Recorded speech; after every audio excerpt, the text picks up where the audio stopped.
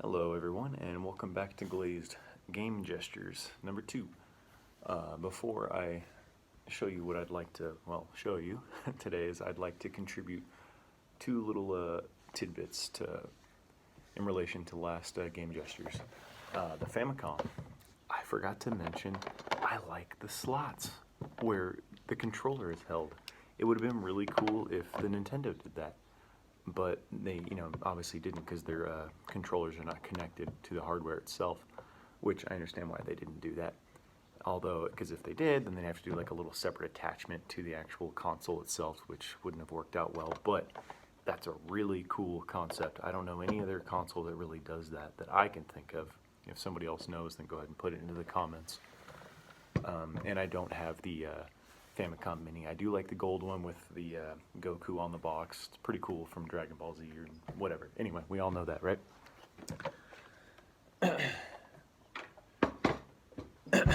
As well as before I begin, I'd like to pay tribute to, those like Immortal John Hancock, John Riggs, Metal Jesus Rocks, the podcasts that I listen to, Retro Gaming Podcast, Worth It or Worthless, what other YouTube channels? NES Friend, Pat the NES Punk, SNES Drunk, Sega Lord X, Happy Console Gamer, Nintendo. Yeah, I feel like there's just so many others that I'm missing, and if I can remember them in the next video or two, then I will gladly add them in. But without your unknowing contribution to my knowledge that I can, grasp and convey back to those who don't have the know-how of these pieces of equipment as well as the games and the culture and so forth, then I appreciate your help and support with the channel. So thank you. Without further ado, I'd like to discuss the Super Famicom and the Super Nintendo. Now, I absolutely adore this piece of equipment, the Super Famicom. The logo, the console port, the eject button, reset and power and everything. It's just, this thing is so much more sleek compared to our version of the Super Nintendo, in my perspective, that is. Although the Super Nintendo did have the Super Nintendo Junior, or which would be the second console, right?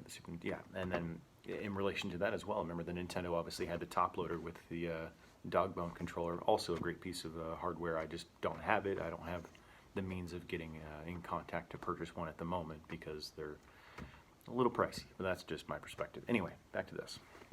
I do have one game at the moment. It is a Street Fighter 2, fits in there, eject button and so forth, it just comes right out. Even the cartridges here, they're just sleeker. I like this little lip inside, and the back of it just looks really cool, and the ridges, so you can put your nails in there to pull it out and so forth. It's just, it's lighter, it's smaller, it just looks really sleek. It looks like a futuristic 16-bit console, Obviously, I can't read Japanese, and 1990 apparently, pretty cool. And I even enjoy the little external piece back here, and then obviously the rubber buttons, the vents on the bottom, which is smart, so it keeps the bottom cold as well. The multi-out is great. The DC obviously is the same as the Nintendo, the Famicom, and the Super Nintendo as well. I also really thoroughly enjoy the concept of, I remember as a kid having a Super Nintendo, and I remember having this controller, and I didn't realize that it was a Super Famicom, because I was a kid, I didn't know any better. The colored M&M buttons, or Skittles, whatever you want to call them, or what I like to call them, I guess, for that matter, it's just a really cool controller. It just, Europe and Japan and Australia and so forth, they all got to have this except for America. I don't know how I got my hands on one as a kid, but it worked. All the buttons are convex. That's my only gripe, because I like the concept of the convex and the concave on the Super Nintendo console. But this is the Super Famicom, even in the front, the 1 and 2 player port. Yeah, because at least 1 and 2, they're relatively written here. It looks like there's some sort of sign language or braille, I guess, if you will, for some reason on the Super Nintendo. There's like a dot, and then there's 2 dots here, rather than it being labeled 1 and 2. It's just, this thing is just, it's absolutely gorgeous. I love this thing, and I got it for a pretty good deal. I think it was like $70 on OfferUp. I got this. A Gundam game, which obviously was in full kanji, so I couldn't play it, but in Super Street Fighter, obviously I can play that because it's just a simplistic fighting game. Alright, now, before I begin with the Super Nintendo, I also have, I got third-party controllers. They're lighter, they're a little cheaper, it's a cheaper plastic. It came with the console when I bought it off OfferUp. I think it was like $100, and I got, obviously the console and all the necessary cords, 2 controllers, and a couple games, and I was like, for $100, cool. And I think the guy also threw in the NES Max controller, which I showed in the previous episode. There's no labels on it. It doesn't say Super Nintendo. It's just the start and select. The buttons are essentially the same. It just doesn't feel as good. It works, so I can beat the hell out of this for all I care, comparative to an actual controller, which this mimics the actual controller, because this goes to the SNES Mini that I have. I love that thing. It's a glorious piece of hardware as well. Speaking of which, let me grab it. And we'll talk about this in a little bit.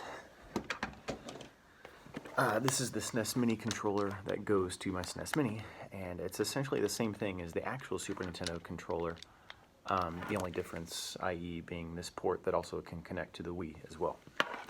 It still says Super Nintendo on the back. It's all the same Phillips screwdriver on the back. It just feels right. The convex, the concave buttons. I like the color. I like how it feels. It's just, hands down, it's one of my top favorite controllers of all time. I never really quite understood, though, what that little piece is. If anybody wants to explain that, by all means, please do, because I have no idea what that is or what it does. I sound clueless, I apologize. But by all means, if anybody wants to tell me, please do. Please.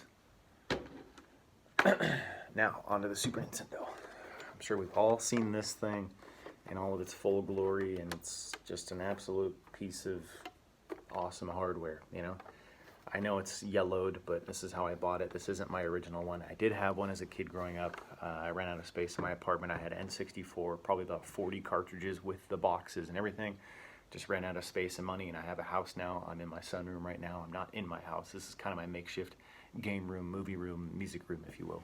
It's a work in progress, that's for sure. But the big buttons, I like the purple. I really like that purple contrast with the gray. It's super cool, and I like the dark gray here. It still works, everything works, the spring and everything, it's all there. All the pins and everything, it functions as it should. It has the necessary stickers like it should. This is what I was talking about. See, there's the little, there it is, the little dots, and then 2. I'm assuming it's, I don't even want to assume. I don't know what kind of language it is, but if anybody wants to explain that, that's fine. Please, I want to know. I mean, I understand the concept 1 and 2, but I don't know if it's Braille or whatever. Sign language, I mean, it's got to be sign language. Why would it be Braille? Why would blind people be playing video games? That doesn't make any sense. Anyway. Although the EXT managed to keep its color compared to the bottom of the console, which is yellowing. I don't understand that, but hey, it all works. The Super NES control deck, this one says 1991. My Super Famicom says 1990, so I tip my hat to the Super Famicom. It's older. All right, a little more vintage, right? Anyway. Super cool that it's engraved up at the top, too, that it says Nintendo, so it has that official seal of quality, which I really thoroughly enjoy. And I have a couple Super Nintendo games. I'll get more into my games in a couple episodes from now, but for right now, I'll show you one of my pride and joys. I picked up Illusion of Gaia for about, I think, $28-30, and I really like this. It's essentially the same thing if you think about the Nintendo black sleeve that goes over the game cartridge, but I like the idea that you could still essentially see the cartridge. It just covers up the necessary points, because when you do the Nintendo one, it basically covers up like all of it. But Illusion of Gaia, a great, RPG, action adventure relative to like Soul Blazer and what's the other one?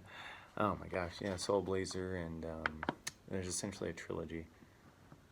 Anyway, well, I digress. I definitely have the information. I just, for some reason, I'm having a brain fart. Anyway, these sleeves are super cool. It even has like the original like Super Famicom logo on there. I know it's clear. It's not the same. It'd be kind of cool if it was colored like the Super Famicom controller.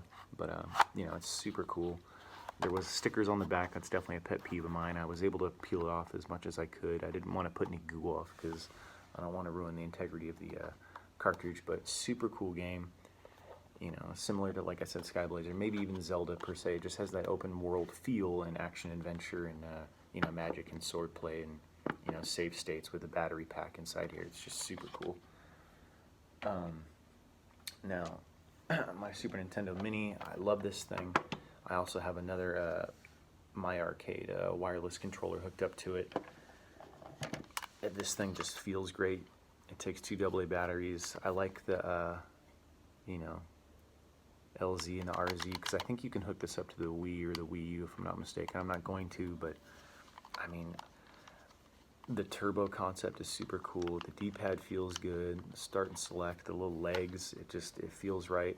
Apparently you can charge it. I've never bothered trying to do that. I usually just replace the batteries. Personally, whenever any wireless controller, if I'm not using it, I take the batteries out, and that way it doesn't corrode. Put them in the fridge so they last a little longer. Keep them cold, you know, prevents the aging of the battery. It has, you know, a home button, but, you know, if you hack your systems, which I did, you can always hold start and select, and it'll take you back to home too, either instead of pressing the home button, that is. You know, just a super cool piece of equipment that works really well. It's lightweight, even with batteries, and it still feels fine. You know, it feels good.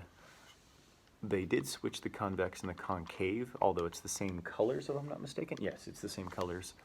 It's switched for some reason. I don't know why they did that. I guess so they don't copyright and infringement and have issues there. But, and obviously this gray around the buttons here is the same. This gray was added, it's not there. Also, I think with a copyright issue is my presumption. But a great controller, I love it. It works well. There's obviously the dongle receiver for it to work properly. This was my parents, and you know, they played what I think maybe Donkey Kong a little bit, and maybe Star Fox or something, and they were like, "What the hell's Secret of Mana? What the hell's, you know, Super Mario RPG Legend of the Seven Stars? We don't like this. Let's just give it to my son." So they did, and I got it for free. So I lucked out there, and you know, the HDMI aspect is great on my 42-inch TV. It works just fine. Yes, I hacked it. I probably have about 300, 330, maybe a little more games on here. There's not that much megabyte space on here, so what I did was I have an adapter with a flash drive. I think it's like a 6 gigabyte flash drive, and I have all of the well, not all of them, but the necessary ones that I want to play, Super Nintendo games, on there, and also including the you know, English-friendly Super Famicom games. Thank you, SNES Drunk. I watched all of those episodes that you had English-friendly Super Nintendo games, or excuse me, Super Famicom games, and I added those all here. Like, I can't even think, like, you know, Shin Megami Tensei, was like Undercover Cops, and, like, there's just so many to name that I can't even, like, begin to think. What was it, like the Great Battle games or whatever? Like, kind of like the Ultraman-looking games. There's like 5 of them, and they were all pretty damn good. Some of them are rail shooters, some of them are like open action adventure platformers. They're just, I think I beat 1 and 2. SD Great Battle, that's what it was. SD Great Battles, those are really fun. Like, you know, and then there's like a beat 'em up called like UFO Noodles or whatever. It's like the ramen noodle guy. Like, there's just so many weird, bizarre, and then like Rainbow Bell Twin Adventures, the Pop and Twinbee Rainbow Bell Adventures. Yeah, and like all these games that he just revealed to me that I was like, wow, I got to put that on here, and I did, and they're just wonderful games. I loved them. You know, so thank you. You know, nod to that. Relating to this as well. It's kind of cool that they put the eject. It's more or less a cosmetic thing. I understand why they didn't, you know, have an actual eject, because this doesn't open. It's not necessary. The reset works just fine. The power works just fine. You know, they even tipped their hat to the original Super Nintendo. If you can see the 2 little dots there, super cool. Just like I mentioned on the Super Nintendo a couple minutes ago, it's essentially the perfect mini. And a size comparison here. Yeah, it's nothing. Alpha, Omega, no. Anyway, but yeah, great pieces of hardware, and just exciting items of history that I just love to play. You know, it's a wonderful thing to play these old 16-bit consoles and games. Once again, I'd like to thank those unknowingly who, you know, have contributed to my hobby. like I said, the YouTube channels and the podcasts that I've mentioned, like including, Generation Gap Gaming and many others that I'm still forgetting for some reason. But thank you for your contribution, and I hope to make more game gestures and contribute to those who want to learn more. Thank you.